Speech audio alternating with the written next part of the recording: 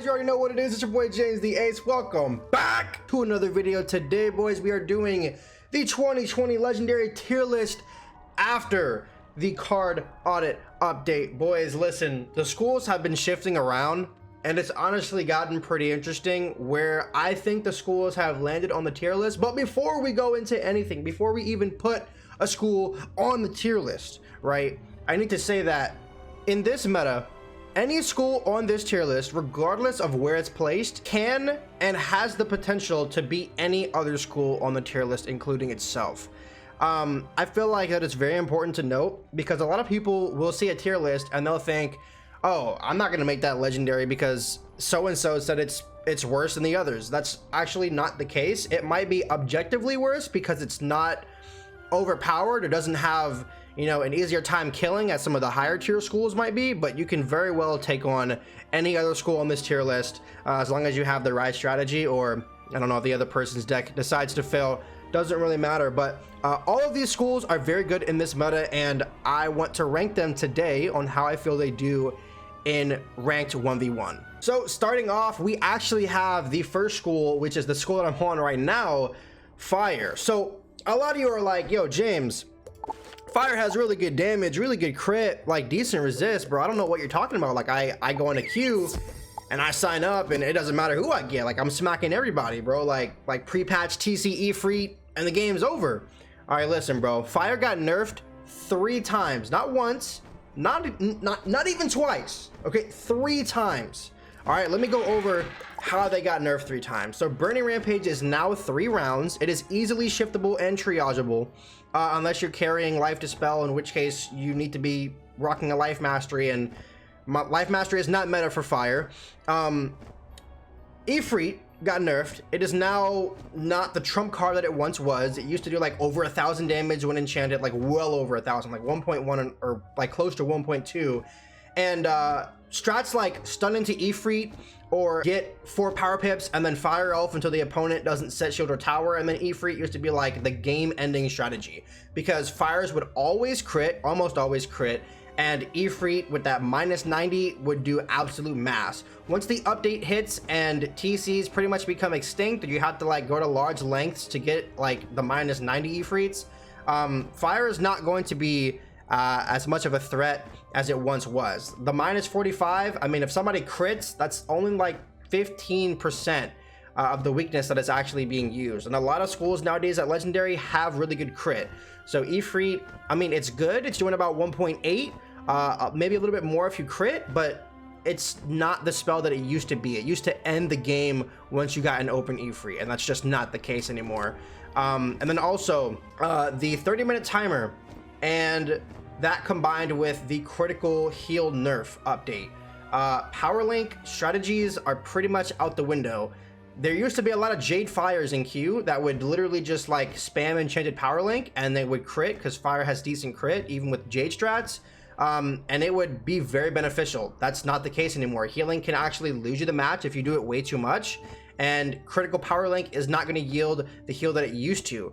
So Fire got some pretty big nerfs. They got hit 3 times with the meaty end of the stick. I would say Fire's best strat is literally just Brimstone, maybe some Krampus in there, and then, you know, Ifrit is still good. It's just not the trump card it used to be. And then Fire Elf is probably Fire's best overtime spell when enchanted. Which is the reason why a lot of Fires are running Furnace pets and or Infal pets, because auras can net a lot of beneficial things when you're talking about 1v1, because, you know, that high damage output with Ifrit and Burning Rampage just is super risky, and it's just not there anymore. So I think it's very okay to say that Fire right now is comfortably sitting at the bottom of my tier list, but Fire is in no means the worst legendary school. I just think it has to work a little bit harder in order to gain rank. All right, boys, moving up the tier list, not too far up, but 1 up from Fire, we have Legendary Life. Now, a lot of people are like, yo, James, okay, Fire at the bottom, already disagree. Now you're saying Life is above Fire. I major disagree, bro. Let me explain for a second. All right, so listen, Life is at a weird point in the tier list and in the game in PvP, especially like 1v1 ranked and specific, because the devs have stated that life is not supposed to be an offensive school. Now, if you look at my stats, I completely interject. Like, I completely disagree. Life can be turned into one of the most offensive schools in the game, like 100 damage, 35 resist, which actually should be about 40 because I'm missing a jewel on my pet. The Brace Defy jewel, I think it is. Yeah. 4k health, that's a lot of health. Life has the second most health at legendary. And then 43, oh no, 54, I'm sorry, wow, 54% chance to crit and 20 pierce. And these stats are all legit, no potions. It's just that my power pip is taking a bit of a hit. But as long as it's over 75%, you should be good for the most part. But I mean, these stats are really good for offensive life. Now let's get into why life, aside from the stats, is above fire. It is because of this spell right here. Luminous Weaver it's 4 pips. It has a weakness that is greater than pre-patch Lore Master. And I believe it does more damage than Lore Master does right now. Weaver, back in the day when Lore Master was pre-patch, people used to say that Weaver was like the rival to Lore.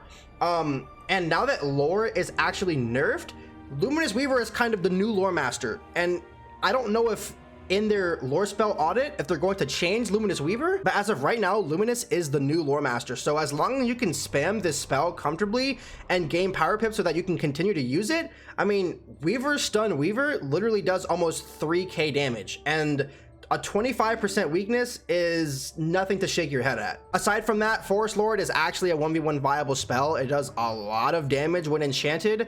Lives have pretty good crit, so you might even crit the spell, and it can take out Talos pretty easily. So I honestly want to see more lives rocking Forest Lord in their main deck. It's not a bad spell, and it's 7 pips instead of 8 now. Other than that, life doesn't really have too many things going for it, other than that it is in fact the healing class. But again, life can't be too high on the tier list because healing will only get you so far, and critical heals got nerfed. So if you heal too much, you lose the match, and crit Brimstone will actually do more than a crit Satyr in this meta right now. So using Satyr doesn't really reset the match like it used to before the healing update.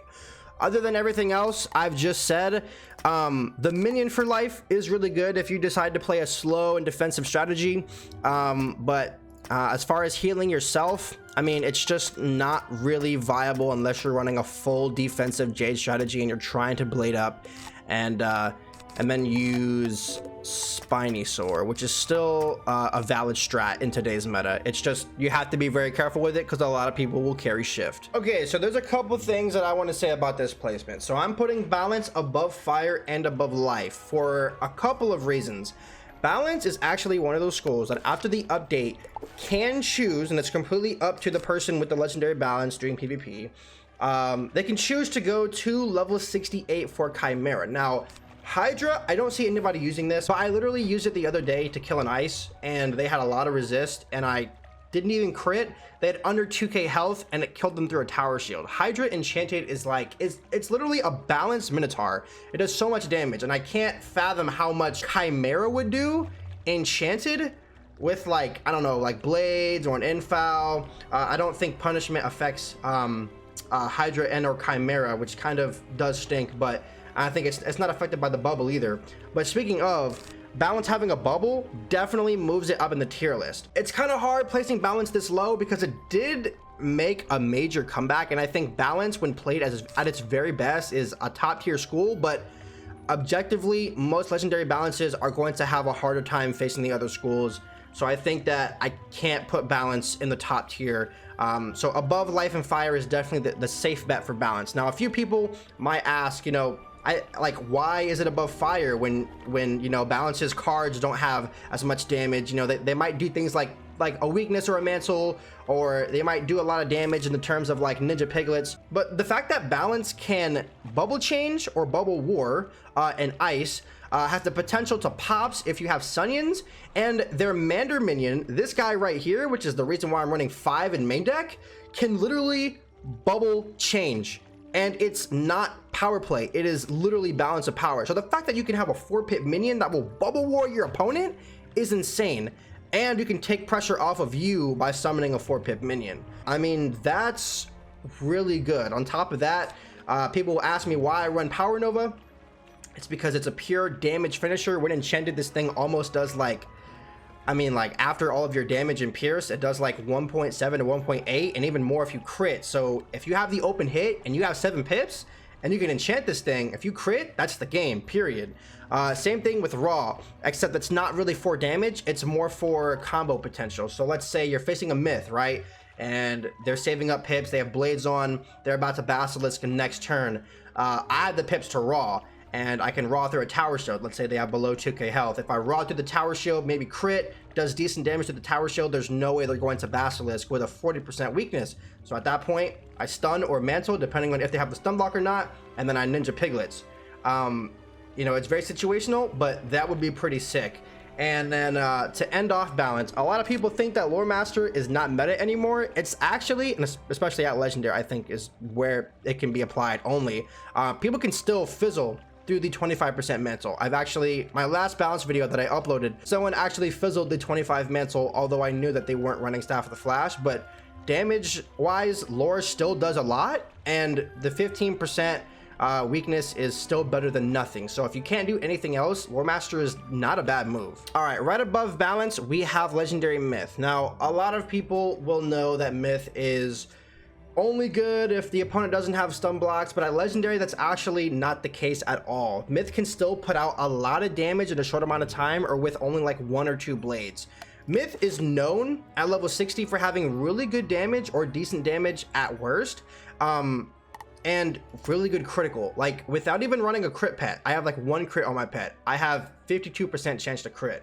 As long as you have above 50% chance to crit, there is a really good chance that you're going to crit almost every spell that you do, no matter your school. With that being said, critical myth spells will do a lot of damage. And the fact that some of them like Medusa and Basilisk do things like overtime you, stun you twice, is really daunting. And I think that combined with the fact that Myth can literally summon like Talos, and Golem Minion, which hits almost like virtually every round unless it fizzles. But Talos, like this thing takes off stun blocks, this thing can frog, it can do a lot. It can literally do a lot, and it has a natural attack as well, so it can take off like tower shields and myth sets. Aside from minions, the top, I think it's top 4 spells that make myth what it is and earns its spot on the tier list from where it is definitely going to be Athena Battle Sight, which is pretty much like a no Shadow Pip,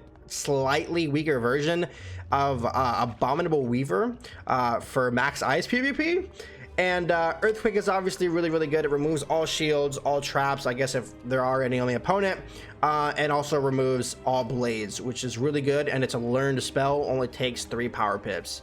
Aside from that, Keeper of the Flame is a really good 4-pip myth spell, myth lore spell. It's pretty much like a weaker version of Brimstone Revenant, and Brimstone Revenant is already really OP if you do end up spamming it. However, you do have to be careful with that spell, because if people see that you are going in for just pure hits, they will set up to one-shot you, and if you don't have any defenses up, that pretty much could spell you the L for the match. And then obviously Medusa, Minotaur, and then sadly they did nerf Orthrus. It's not as good of a spell as it used to be, but I hear through the grapevine, right, that they're actually trying to make Medusa a 2-hit spell. I'm not really sure how that's going to work, or if that's going to actually come to light. It might be something we see in the PvP update. Again, I have no clue. They are still doing spell audits for lore spells and other spells in general, so I don't know, just take it with a grain of salt. Medusa might become a 2-hit move.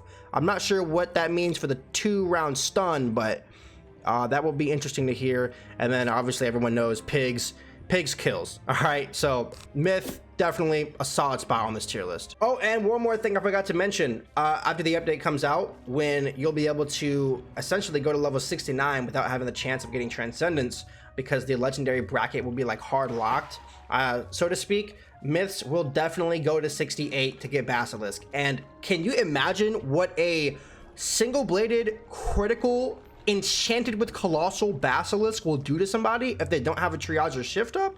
Like that's gonna be broken. Myth will probably move up in the tier list at that point. Right above Myth, we have the absolute game ender, the powerhouse that is Legendary Storm. There are many reasons why Storm is this high on the tier list. Not above some of the other schools that I haven't mentioned, but definitely another solid spot on this tier list, and it deserves its place in the top tier among the top 3 schools at level 60 PvP.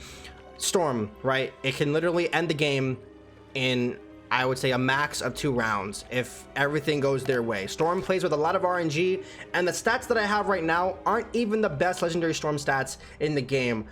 Those of you who know who Radical J is, he actually has perfected, as of like 2 weeks ago, the best legendary Storm stats that I have ever seen, and I think are achievable in the game for level 60. There's no real reason for you to go as high of a level as I have my Storm right now, because Sirens is not really that good, even in a 2v2 or 3v3, etc. setting. So this was kind of a mistake on my part, but regardless, Storm has pretty insane stats, and its trump card, right? Insane Bolt. I mean, it's pretty much good game for you or the opponent if a Storm decides to use it in the right setting, and it does way too much damage. A lot of people actually want to see it not take Storm damage into account, considering that it doesn't take a Storm Bubble or a Storm Blade or a Storm Trap into account when used, but I mean, the spell it's way too good. On top of that, Lightning Bats does literally a K or more when enchanted. Stormlord, it's a combo tool, does a lot of damage. Stormlord into like Lightning Bats will literally kill you if both of them crit, and Storm has a lot of crit already. Queen Calypso is Storm's best lore spell. It's literally 4 pips and does like a billion damage. It'll kill you if like 2 of them crit. Storm Snake, I don't know why Storms don't pack this more often. It's literally 1 pip and does like 800 damage or more if you crit. And then we don't got to talk about Wall Ball. You guys already know. Yeah, Storm is literally just a powerhouse. And then like what, for 6 pips only, Triton will literally do more damage than Queen Calypso. If it crits, it will literally like kill you if you're below like 2.5k health. Storm it's way too good, but it's also really hard to play strategically because it has low health. So if you do end up getting crit on, which a lot of schools at Legendary again have really good crit, you're going to have to pop that Insane Bolt. And at that point, like, and this is the only reason why Storm isn't like top of the top tier, is because Insane Bolt has a chance of killing you and earning you that L. So it's a win-lose situation at the end of the day if you survive a big hit and have to pop the Insane. But other than that, the powerhouse that is Storm has a solid place on this tier list right above Myth. Moving into the top 2 schools for Legendary 1v1 ranked, we have the Tank God.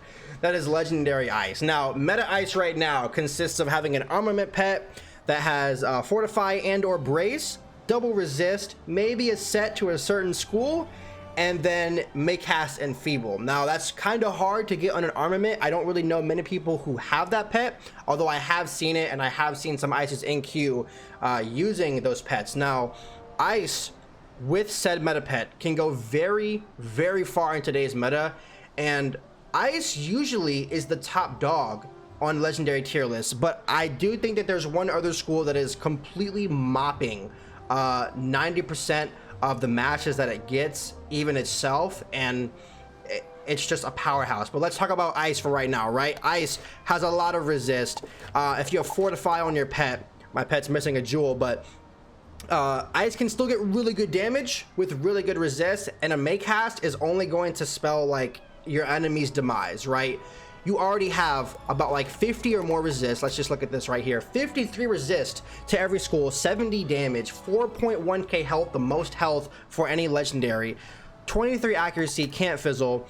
Crit is okay, but if I crit, I mean, that's just really bad for the opponent because I'm obviously going to have blades on when I hit. Frostbite does way too much damage on its own enchanted already. And the fact that Ice can get Pierce and this much in and out with the rest of my stats, I mean, the Power Pip does take a hit, but I mean, like, when your Satyrs do 1.4 without a crit, you know what I mean, and you already have 50 resist, like, do you really need anything more than to refortify every 4 rounds so that all of their Pierce pretty much gets eaten up and they're hitting through 50 resist? I don't really think so.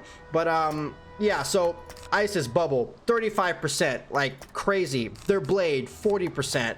Like, need I say more? Winter Moon, it does massive damage with an aura on or a bubble up. It it literally does way too much damage. Enchanted, this thing does like what? Hold on, let me do the math. What, like 4, 5, 6, 7? It does almost 800 damage or more.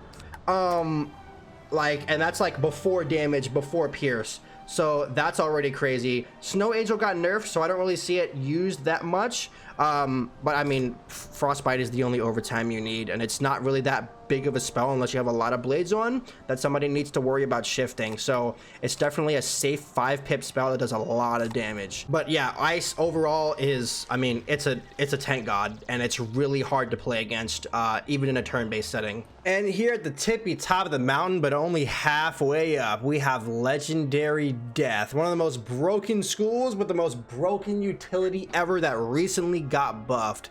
We're gonna quickly run through why Death is the best legendary school in the game, hands down. Right now, the meta Death pet is either Red Ghost and or Enchanted Armament. And real quick, I want to note that Death has some of the best offensive stats for a spirit school pretty much in the game. Just take a look at my stats real quick. 3.7k health, 110 damage, 42 resist across the board, 21 accuracy, 41% chance to crit, although I'm not really going for a crit strategy. Most Deaths have more than 50. Decent block, and then 17 pierce, which actually should be 19 if I'm running my pierce mount. And then 81 power per percent, which is not bad at all. Now, that's not even half of why Death is the best legendary class. Ghoul Enchanted does almost 1k. Headless Horseman, I don't even have to explain. This spell is just, it's broke. This spell is busted. It's literally free rank if you spam this spell. It's 4 pips, all right? Poison, it's so good with buffs, but even without buffs, if you crit, it gets around a tower shield really easily, does a lot of damage over time. Bone Dragon got nerfed, but don't let that fool you. A crit Bone Dragon or a buffed Bone Dragon will still do a lot of damage and will still end the match if you can't shift it or triage. Vampire is now a spell that you can use instead of using Headless Horseman. Beforehand, if you had a Headless Horseman and a Vampire, before the update, it was like, nah, discard the Vampire, just use the Headless. Nowadays, you can actually use the Vampire because it's a drain. It got buffed. It will do a lot of damage and you'll get health back. It is so good for 4 pips, dude. Enchanted, this thing's almost doing like 800. That's before damage and before pierce. Wraith, the same thing. The spell does 500 damage just for an extra pip. And it will literally do like almost 2k or more. Like, this is ridiculous. Same thing with Scarecrow. 590. This spell got double buffed, actually. It used to do 550, now it does 590, and it's a drain, so it got double buffed. This spell will literally put you out if you get hit with a crow and the opponent crits on you. Like, you're done. Death has an answer for almost everything. On top of that, they have a bubble that negates 65% of healing, and it's 2 pips, and you can spam this. Like, I don't know how you would lose. And on top of that, if you tower shield and don't have a poison, you just pull for a TC Deadly Minotaur. A lot of Deaths nowadays will double blade, and then you'll tower shield and won't think like anything of it, and then you'll get crit on by a Minotaur. That's pretty much the game with 2 blades.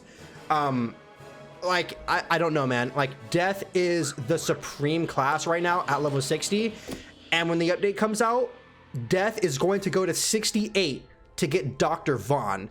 Can you imagine a critical or critical buffed enchanted with Colossal Vaughn? Nah, I just flee. But anyways, guys, that is going to be it for my 2020 after patch tier list for legendary ranked 1v1. If you have differing opinions on how you would rank the schools, please let me know in the comment section below and list why. I'm definitely interested to hear what you guys would have to say about my tier list. And if you enjoyed the video or want to support the channel, a like does go a long way. YouTube does promote videos that get more likes than others. And as always, if you guys are new or want to see more Wizard101 content from me, please hit that sub button and turn post notifications on. And I will see you all in the next video. Peace.